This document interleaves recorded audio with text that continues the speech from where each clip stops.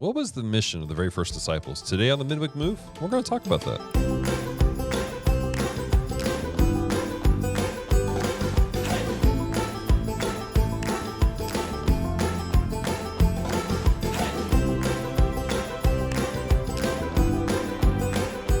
Hello and welcome to the Midweek Move, podcast extension of The Healing Place, the podcast where we examine the scriptures line by line, verse by verse, and ask ourselves, what is happening here?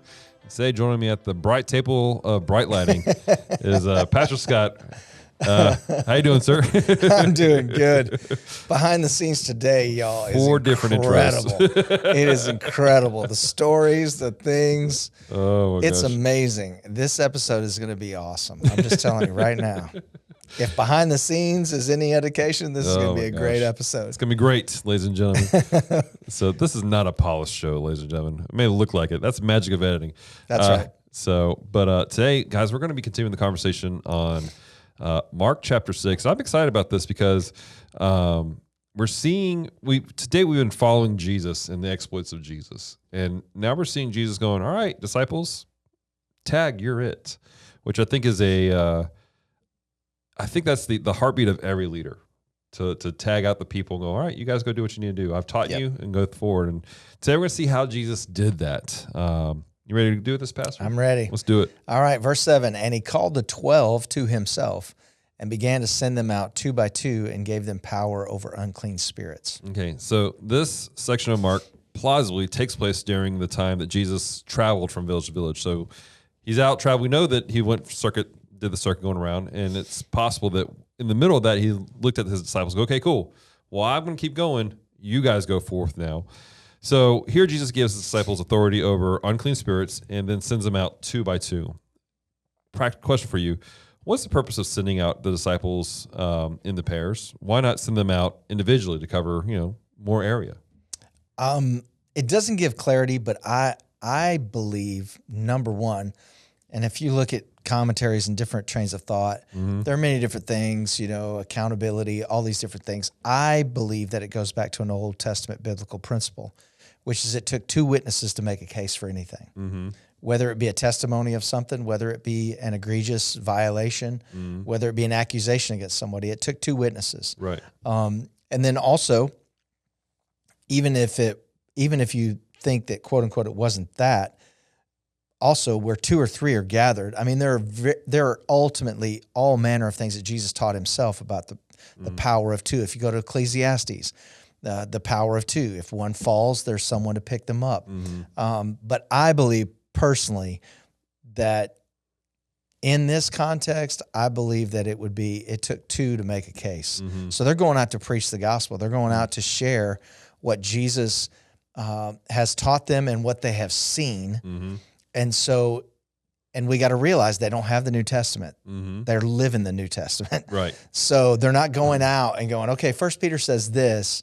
So really what they're going on is the testimony of Jesus. Right. Well, according to the Old Testament, they would need 2 to make a case for that. So for me, I believe that it goes back to the Old Testament principle of 2 making a case. Right. And that the testimony would be confirmed by another person, not just one person. Right. That's really that whole aspect of that 2 people making a case and everything. Like you said, we see that play out several times. There's that famous verse that people probably have, embroidered on a pillow somewhere, where 2 or more gather my name, there I am in the midst. And it's not saying that Jesus is just materializing there, but it is a matter of it's a legal aspect of going, I'm putting my stamp on something. That's right. Right here. And I'm in agreement with you on that whole aspect. I feel like it was one part that, but also there's that one part of that whole, you need accountability as you're going through this. I mean, these guys are walking this out. And I mean, again, theoretically with, a week beforehand, they just got rebuked for asking for help because they thought they were going to die. And so it's the matter of having those people going, you're having a bad day. We're going to make it. We're going to get through this together as we walk this out and do what our master has called us to do. And so there's a lot of aspects to this, I think. Yeah. All right.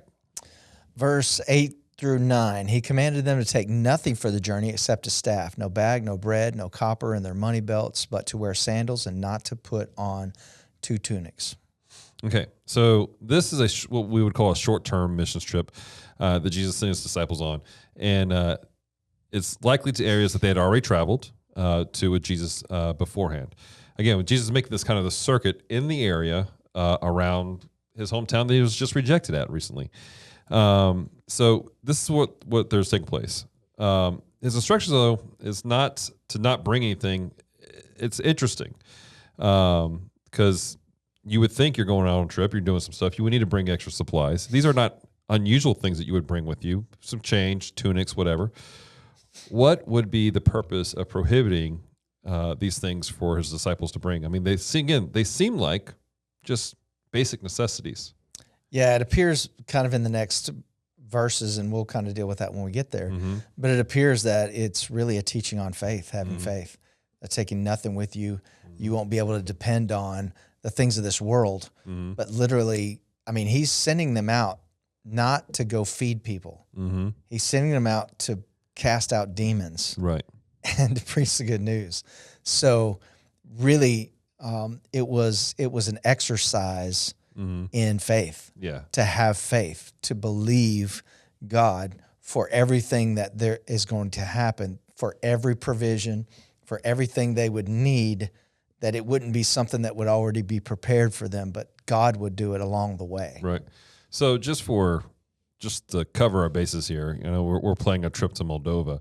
Are we telling our people going to Moldova not to bring extra stuff? No. Okay. What's the balance here for us then of going, all right, this is just doing a teaching here of faith, but us, you know, firing back up the THP ministry school and not sending our people out to downtown Shreveport and Bossier going, hey, don't bring anything, you just go.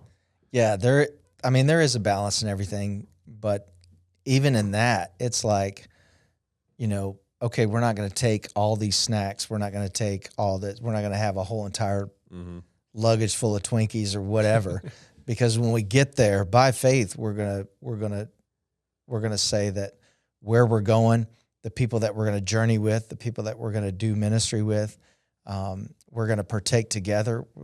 There's going to be provision for all of us together. That God is going to provide that. We're going to do that. Right.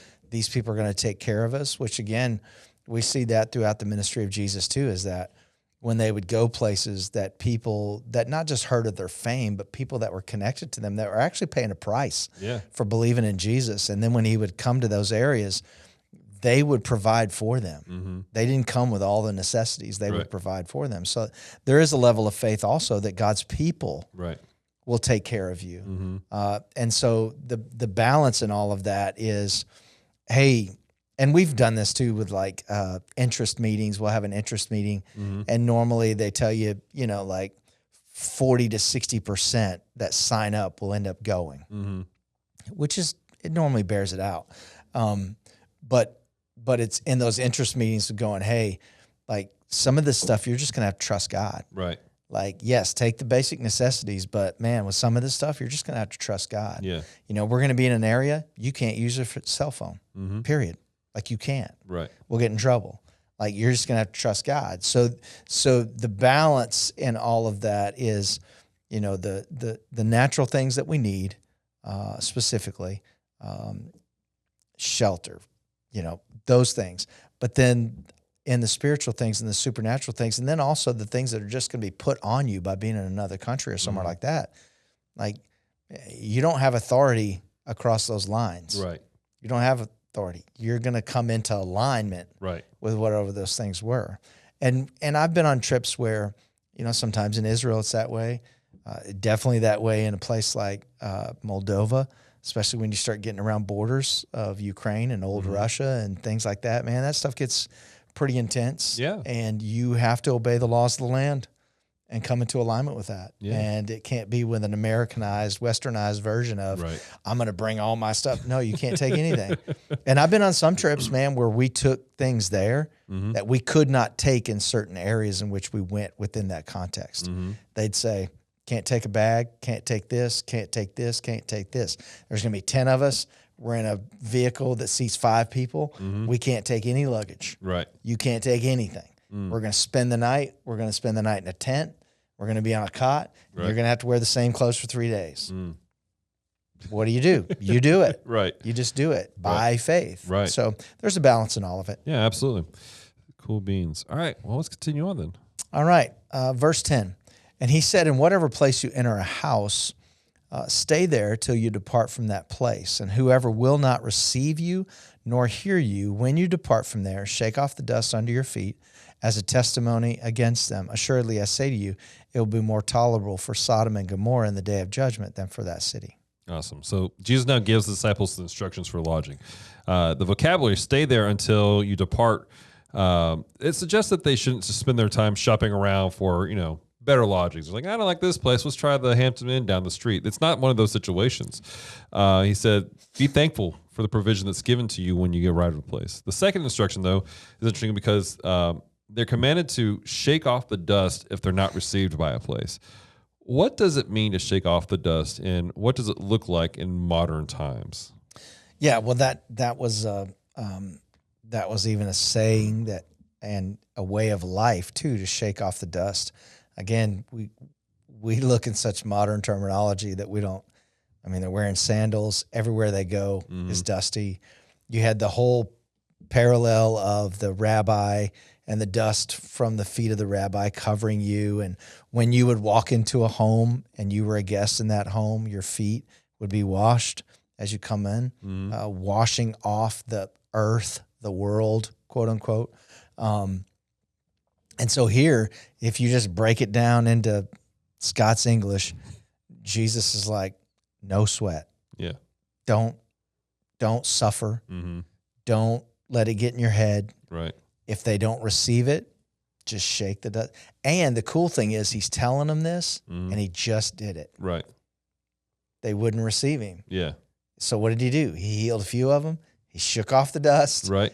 And he went and taught. So the cool thing is he modeled it first, and then he tells them, which I think is really cool. Yeah, absolutely. He's almost like, hey, did you not just see what just happened? Which I love that. I just love that whole, the seeing and then the hearing, which is something we kind of talked about this past weekend or a week ago with hearing of the fame of Solomon's wisdom, but then seeing his wisdom. Right.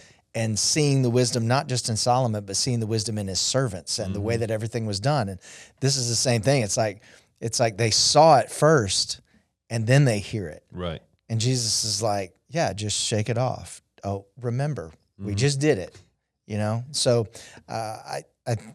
yes, it does have some Old Testament parallels as far as shaking off the dust. Right. But really, I think it's Jesus just saying, hey, don't sweat it.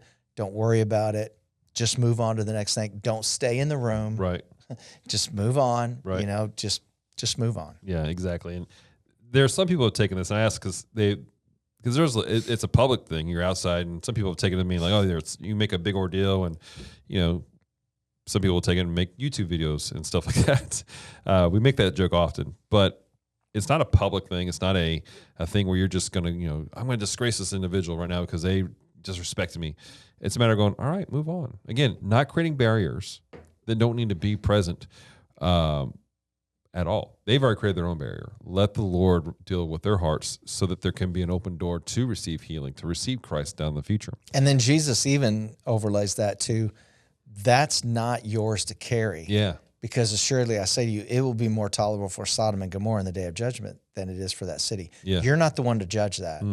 That's up to the Father. Right. And man, him throwing down Sodom and Gomorrah in this, that's amazing. That's massive. massive. That's a huge, like Jesus is saying, look, if they will reject this, this is going to affect them for generations. Right. You don't carry that. Right. You just shake it off, you move on. Exactly. All right. Well, let's bring it to a close, Pastor. So they went out and preached that people should repent, and they cast out many demons and anointed with oil many who were sick and healed them. All right. So Mark now lays out the disciples' actual mission and to preach the gospel, lead people to repentance, and cast out the demonic and heal the sick. In later passages, Jesus sends his disciples out once again, but in those passages, he's very intentional about the aspect of making disciples. Why isn't Jesus so much focused on that right here in this portion of time? Well, I think it is the timing. The kingdom had come, but not yet. And Jesus' time had not come yet. Once Jesus begins to talk about go out and make disciples, that is when he's about to depart. Right. He right now is making disciples. Mm-hmm. Like he is making disciples. Right. They are to make it known that he is the one, that everything is going to that. And Jesus is doing a lot of it right now, where when he's gone, then it's up to them. He's passing a mantle to them to go out and preach the gospel, to baptize, to make disciples of all nations, to take this message to the entire world. In this context, they're still localized. But once he ascends, it's going global. Right. And so now they're taking it everywhere. Now they're going to foreign places and living there. And as they're living there and getting rooted and grounded, now they're going to be living with people. They won't be traveling anymore so much. Right. They're going to be living in community. Right. And that's where you make disciples. You don't make disciples by going in and out preaching. Right. That's just like, a guest speaker who comes to a church. They're not making disciples. Right. Like they're using their gift to help equip the body to do the work of the ministry. But the rest of like Ephesians is that now the localized now is using their gifts to help one another mature and grow and become more like Jesus, which is discipleship. Right, exactly. And I bring that up because it is important for us when we read the scriptures to keep things in context of what's taking place and where we're at. In this time frame, it was a matter of Jesus is training his disciples on how to do the work of the ministry. Yep. And there is an important aspect of we have got to make disciples. And that is something that Jesus will emphasize down the road. At this point, he's focused on, let's just work on the basics of just ministering to people. All right. Well, Pastor, any last thoughts on this before we close it up? No, I think it was good. We talked a little bit about casting out demons, but we didn't make a whole episode about casting out demons. That was a couple of weeks ago. Yeah, that was a couple of weeks ago. But a lot of really cool practical things in all of this. And the fact that we can go really, really deep into Scripture, but yet at the same time receive and get a lot of practical application for our daily life as we serve the Lord. Yeah, good stuff. We want to hear from you guys. How have you been encouraged? Have you been challenged by this? Reach out to us, mediahub@thpshreveport.com.